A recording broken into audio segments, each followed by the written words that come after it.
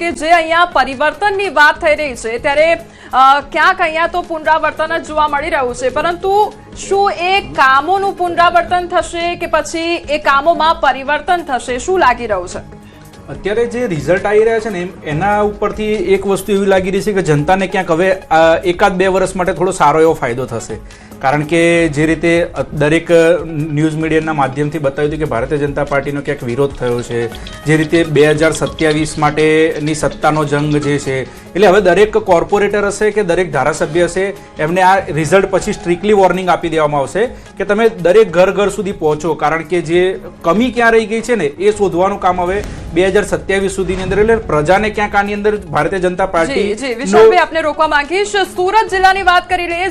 સુરત જિલ્લા પંચાયતની ઓલપાડ બેઠક પર ભાજપને જીત પ્રાપ્ત થઈ છે. ભાજપના ઉમેદવાર કિરણ પટેલ જંગી મતથી વિજેતા થયા છે. 7624 મતથી ઓલપાડ જિલ્લા પંચાયત બેઠક પર ભાજપને જીત પ્રાપ્ત થઈ છે. ત્યારે આ સુરતની તસવીર જોવા મળી રહી છે કે જ્યાં જિલ્લા પંચાયતની ઓલપાડ બેઠક પર ભાજપને જીત પ્રાપ્ત થઈ છે.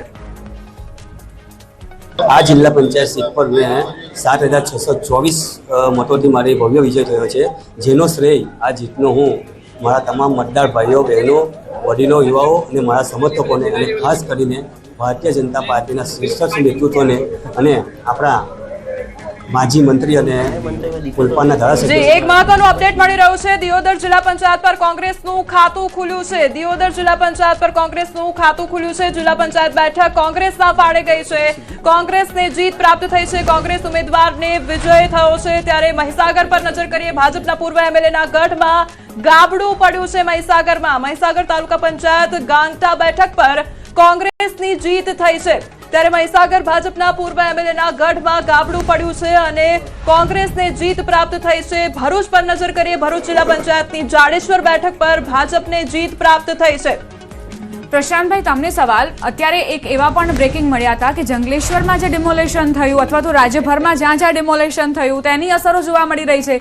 બીજી તરફ જે મુસ્લિમ મેજોરિટી વિસ્તાર છે ત્યાં પણ મતદાનની ટકાવારી ખૂબ વધુ જોવા મળી. ટકાવારી કરતા ત્યાં અમે જે લાઈનો જોઈ, આટલી મોટી સંખ્યામાં ત્યાં લોકો પહોંચ્યા, આ શું પ્રતિબિંબિત કરે છે? ચૂંટણીના દિવસે છેલ્લા કલાક પહેલા ઇમરાન ખેડાવાલા એક વાત કરી હતી કે બુલડોઝરની સામે વોટ આપવાનો છે.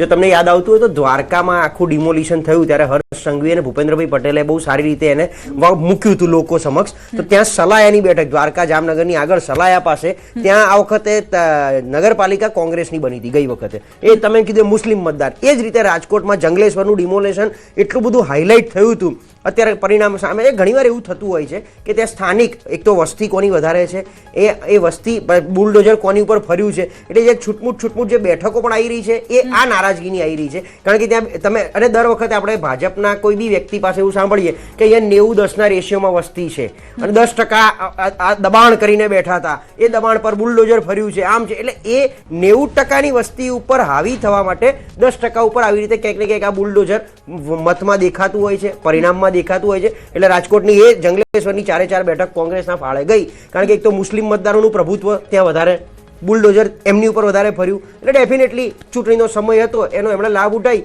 અને પ્રજા સમક્ષ મૂકી દીધો અને બુલડોઝરનું મત અહીંયા કોંગ્રેસના ખોળામાં ગયો. એટલે ક્યાંક નુકસાન થતું પણ જોવા મળી રહ્યું છે. અપડેટ પર નજર કરી લઈએ તો આપે મહીસાગરમાં ખાતું ખોલ્યું છે. આપનું ખાતું ખુલ્યું છે મહીસાગર ખાતે. ત્યારે પૂર્વ મંત્રી કુબેર ડિંડોરના વતનમાં ગાબડું પડ્યું છે. પૂર્વ મંત્રી કુબેર ડિંડોરના વતનમાં ગાબડું. ત્યારે બાબરોલ તાલુકા પંચાયતમાં આપ ઉમેદવાર વિજેતા થયા છે. આમ આદમી પાર્ટીના ઉમેદવાર જીગરકુમાર બાલ વિજેતા થયા છે અને આપે મહીસાગરમાં ખાતું ખોલ્યું છે. ત્યારે આમ આદમી પાર્ટી પણ આગળ જતી નજરે પડી રહી છે અને પોતાનું ખાતું ખોલાવતી નજરે પડી રહી છે. અને હવે અન્ય અપડેટ પર નજર કરીએ. અમદાવાદ મનપાના સૈજપુર બોઘામાં ભાજપની પેનલ જીત થઈ હોવાના સમાચાર. સૈજપુર બોઘા વોર્ડમાં 4 જે ઉમેદવારો છે તે જીત્યા છે. અત્યારે વિક્ટરી સાઇન બતાવતા આ દ્રશ્યો પણ ત્યાંથી સામે આવી રહ્યા છે. સ્થાનિક સ્વરાજની ચૂંટણીમાં સૈજપુર બોઘા વોર્ડથી આ તસવીરો. ભાવનાબેન રબારી, બળદેવ રાઠોડની જીત થઈ હોવાના સમાચાર. અમદાવાદ મહાનગરપાલિકાના સૈજપુર બોઘામાં ભાજપની પેનલ વિજય થઈ છે. અમદાવાદના બાવડા તાલુકા પંચાયતની વાત કરીએ. ભાયલા બેઠક ભાજપના ફાળે ગઈ છે. શિયાળ, ગાગડ, રોયકા બેઠક પર પણ ભાજપના ફાળે જીત ગઈ છે.